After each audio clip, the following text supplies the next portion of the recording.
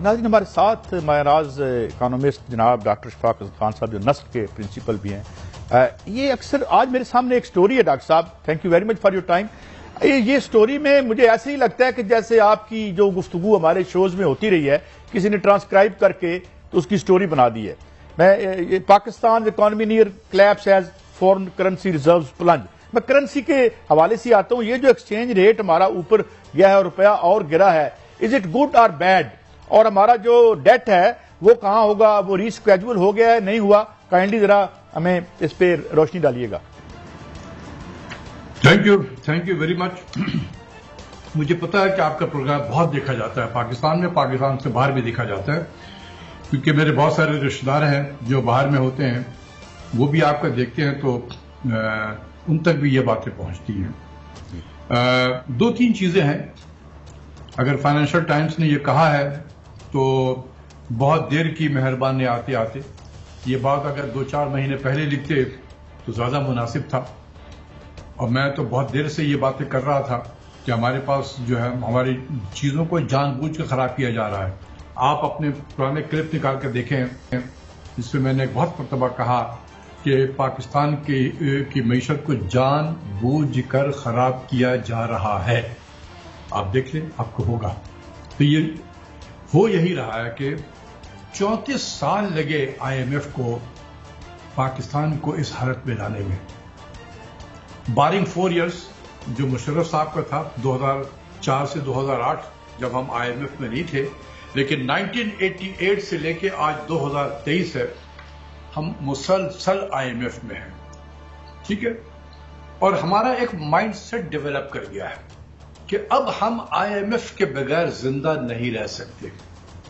میں نے T V کے پروگرام میں کوٹ کیا تھا چائنا کے لیڈر کا. میں نے غلط کوٹ کیا تھا، میں نے ماؤ زیڈونگ کہا تھا. یہ ماؤ زیڈونگ نہیں تھا، میں اپنے ویور سے معذرت کرتا ہوں. وہ دینگ سیاؤ پنگ تھا جو ریفارمر تھا، ماڈرن چائنا کا بانی جسے کہہ سکتے ہیں. وہ دینگ سیاؤ پنگ تھا. تو اس سے کسی امریکن جرنلسٹ نے پوچھا کہ آپ کو سب سے کیا زیادہ مشکل کام آپ کو پیش آیا کہ چائنا کے لوگوں کو کنونس کرنا کہ ہم آگے بڑھ سکتے ہیں. تو اس نے کہا کہ میرے لیے سب سے جو مشکل کام تھا وہ چائنا کے لوگوں کا مائنڈ سیٹ تبدیل کرنا تھا، کیونکہ وہ ذہنی طور پہ اتنے پست ہو چکے تھے کہ ان کے ذہن میں اوپر سے لے کے نیچے جتنے بھی امیر غریب سب کو یہ تھا کہ چائنا اب آگے بڑھ نہیں سکتا ہے. وہ کہتا تھا کہ میں ان کو یہی کہتا تھا کہ نہیں، آپ بڑھ سکتے ہو، آپ کے اندر صلاحیت ہے. تو مجھے بہت وقت لگا اس مائنڈ سیٹ کو تبدیل کرنے میں. میں اللہ سے دعا کرتا ہوں کہ کوئی دینگ سیاؤ پنگ پاکستان میں بھی آ جائے جو ہمارے اوپر سے نیچے جتنے بھی لوگ کرتا رہتا ہے اس کا بھی مائنڈ سیٹ جو ہے وہ چینج ہو کہ پاکستان IMF کے بغیر بھی زندہ رہ سکتا ہے. اچھا ڈاکٹر صاحب، یہ فائنینشیل ٹائم کی یہ آئی، مجھے یاد ہے ایک سے زیادہ مرتبہ آپ نے انہی خطرات کی نشاندہی کی، لیکن حکومت نے کوئی کارروائی نہیں کی. کیا آپ سمجھتے ہیں اب حکومت سمجھ چکی ہے کہ انہیں کیا آگے سٹیپ لیں اور ملک کو اس کرائسس سے نکالا جا سکے؟ ڈو یو تھنک، کیا آپ کی رائے ہے اس وقت؟ نہیں، کوئی رائے وائے تو نہیں ہے. جب چیزیں آپ کو جان بوجھ کے خراب کرنے کو کہا جائے، آپ کر رہے ہیں، تو پھر میرے رائے سے کہ آپ چیزوں کو اپنے راستے کو بدل دیں گے. آپ نہیں بدلیں گے نا. اگر آپ کے چینل نے آپ کو ایک مینڈیٹ دیا ہے کرنے کے لیے کہ آپ نے یہ کرنا ہے، آپ وہی کریں گے. بے شک باہر سے لوگ آپ کو کرٹیسائز کر رہے ہوں کہ یہ کام آپ ٹھیک نہیں کر رہے ہیں، آپ اس کو ایسے کریں، لیکن یہ آپ کا مینڈیٹ نہیں ہے. جو مینڈیٹ یہ ہے کہ چیزوں کو خراب کرنا. اس لیے تو ہم آج پہنچے ہیں. آج سے 10 مہینے پہلے یا 11 مہینے پہلے، اس سال پہلے ہم یہ باتیں کرتے تھے جو آج ہم باتیں کر رہے ہیں. کسی اخبار نے اس قسم سے لکھا تھا ہیڈ لائن فائنینشل ٹائمز کا؟ نہیں لکھا تھا.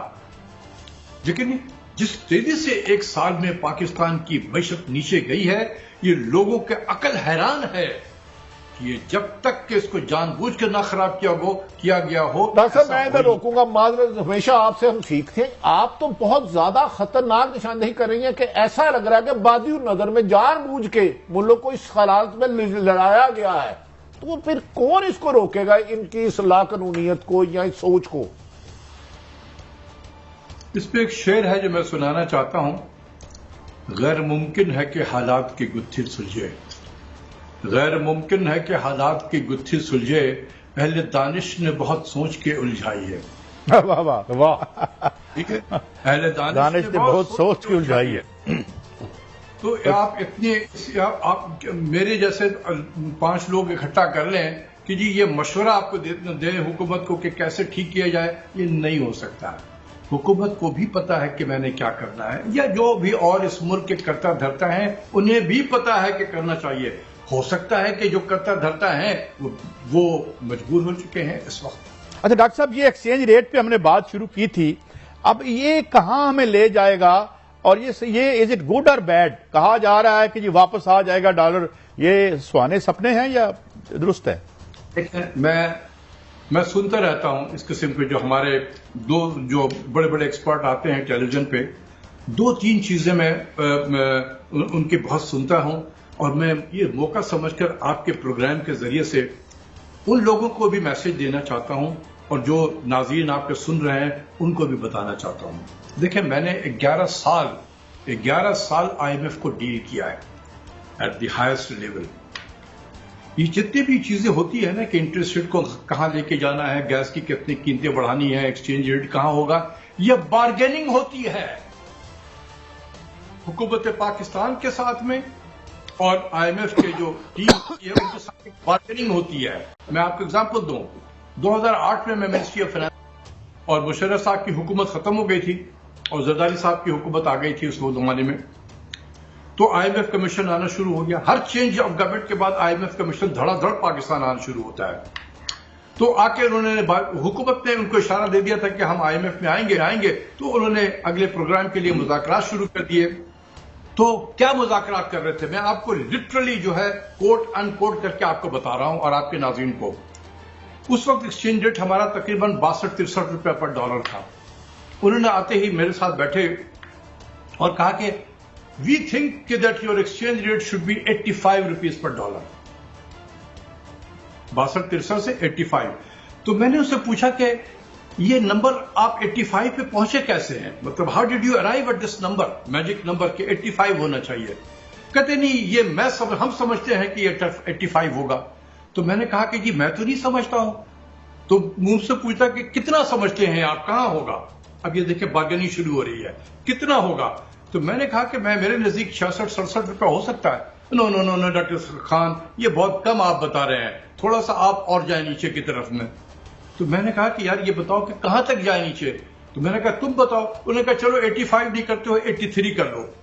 اب ہم بارگیننگ کر رہے ہیں، میں 67 سے اوپر بڑھ رہا ہوں اور وہ 80-85 سے نیچے آتے آتے ہم کہیں 70-72 پہ جا کے طے ہو گیا ہمارا. اس پہ کون سا مارکیٹ تھا، کون سا اکنامک فنڈامنٹل یہاں کام کر رہا تھا، یہ تو بات چیت چل رہی تھی، نیگوسیشن چل رہا تھا. پھر اسی طریقے سے انٹرسٹ ریٹ کہاں پر، انہوں نے کہا کہ جی انٹرسٹ ریٹ جو ہے آپ 16% پہ لے جاؤ، اسٹیٹ بینک والا.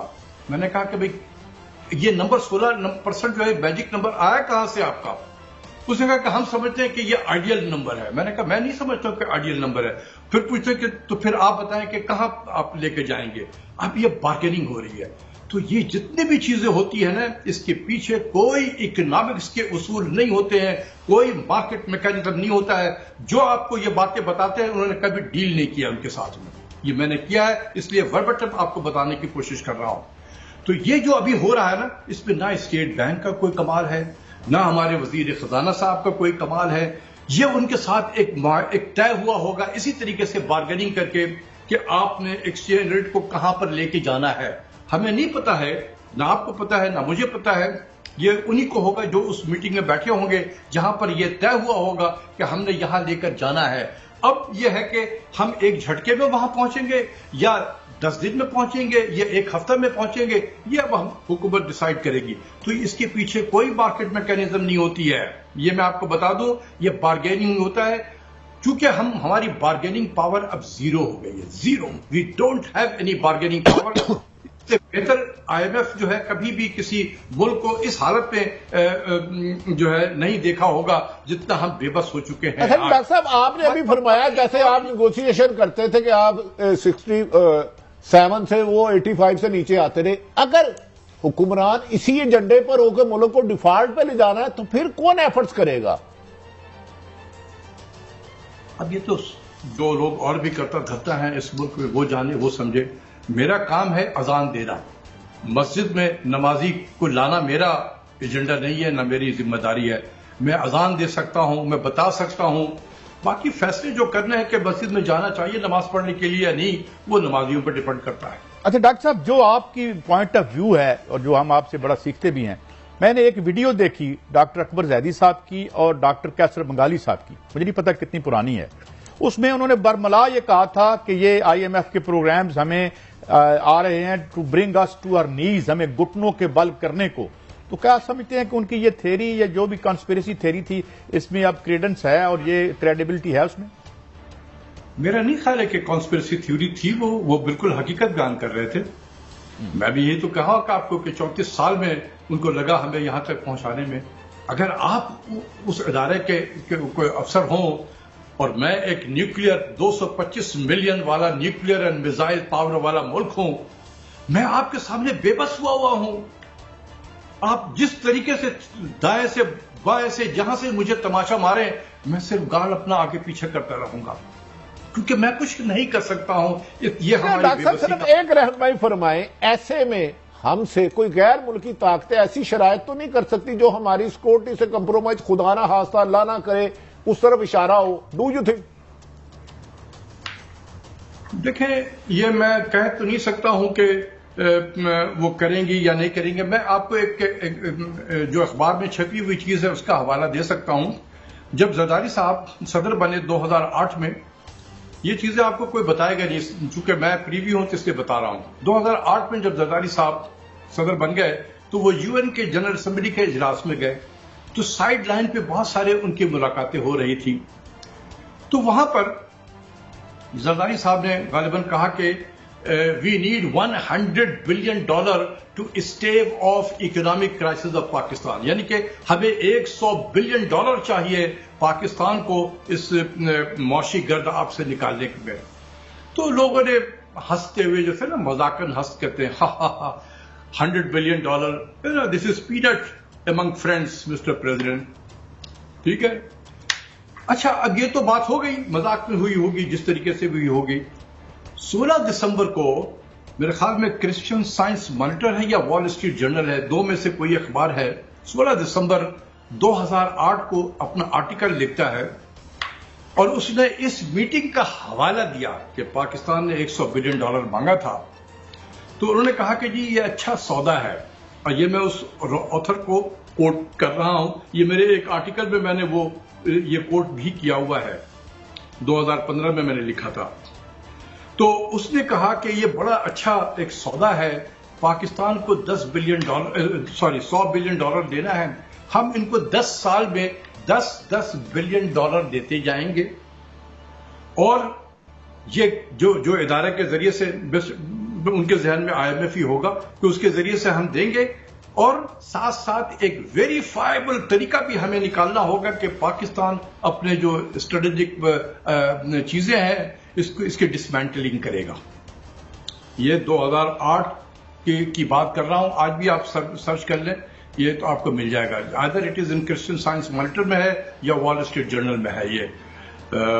تو اچھا ڈاکٹر صاحب، ایک چیز میں کوٹ کرنا چاہتا ہوں، ایک چیز یہ دیکھیں لکھ رہا ہے، analyst warn that Pakistan economic situation is becoming untenable and is at risk of following Sri Lanka serious shortages. یہ کتنا خطرناک ہو سکتا ہے یا ہو رہا ہے؟ دیکھیں، ہم تو اسی طرف بڑھ رہے ہیں. میں نے پہلے بھی کہا ہے کہ یہ آج جو پاکستان کی صورتحال ہے نا، یہ سری لنکا، دیکھیں سری لنکا نے آفیشیلی جو ڈکلیئر کیا تھا کہ وہ ڈیفالٹ کر رہے ہیں اور ان کے پاس پیسے ختم ہو گئے ہیں، وہ ڈیٹ کی پیمنٹ نہیں کر سکتے ہیں، وہ 12 اپریل 2022 کو کیا تھا انہوں نے. لیکن فروری مارچ وغیرہ سے ان کے حالات بالکل ویسے تھے جیسے آج ہمارے حالات ہیں کہ ڈالر میں ان کی کمی ہوتی چلی جا رہی تھی، ڈالر تھے نہیں، چیزیں وہ امپورٹ نہیں کر پا رہے تھے، مہنگائی بڑھ رہی تھی، چیزوں کی شارٹیج ہو رہی تھی، لوگوں میں بے چینی بڑھ رہی تھی، اینڈ سو آن.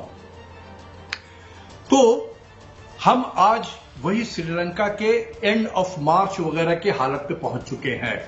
سری لنکا کے اینڈ آف مارچ وغیرہ کے حالت پہ پہنچ چکے ہیں.